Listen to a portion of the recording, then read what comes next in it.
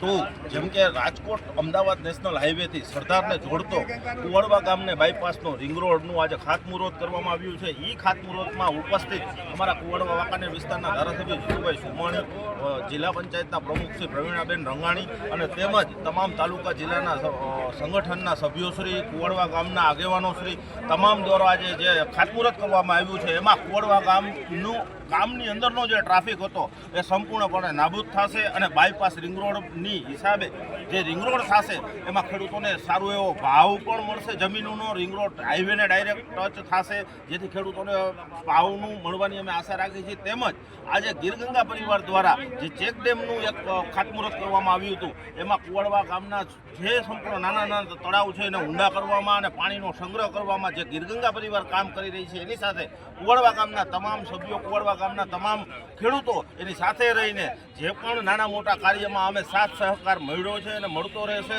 અને આજે જે આ રિંગ રોડનું કામ એટલી સ્પીડમાં ચાલુ છે, અમને એવી આશા રાખી છે કે આ 3 મહિનાની અંદર આ કામ પૂર્ણ થશે અને આગળ ખેડૂતોને પાણી દ્વારા જે ચેકડેમ દ્વારા જે કાંઈ પાણીનો પ્રશ્ન છે એ પણ કેટલા કરોડના ખર્ચે આજે ખાતમુહૂર્ત કરવામાં આવ્યું છે? આજે જે આ રિંગ રોડ 2 નો જે ખાતમુહૂર્ત કરવામાં આવ્યું છે 16 કરોડના ખર્ચે દ્વારા કરવામાં આવ્યું।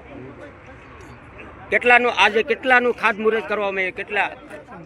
ક્યાં ખાતમુહૂર્ત કરવામાં આવ્યું હતું? કઈ જગ્યાએ આજે ટોટલ આજે બાયપાસ રિંગ રોડ 3 ખાતમુહૂર્ત કરવામાં આવ્યા છે। ટોટલ 106 કરોડના કામોનું ખાતમુહૂર્ત કરવામાં આવ્યું। કોના હસ્તક કરવામાં આવ્યું હતું આજે અને કોણ કોણ ઉપસ્થિત હતું? એમાં અમારા જિલ્લા પંચાયતના પ્રમુખ શ્રી પ્રવીણાબેન રંગાણી, ધારાસભ્ય શ્રી જીતુભાઈ સોમાણી તેમજ ગામના આગેવાનો ઉપસ્થિત, સંગઠન સભ્યો, જિલ્લા પંચાયતના સભ્યો, તાલુકાના સભ્યો તમામ મહાનુભાવો ઉપસ્થિત રહ્યા છે।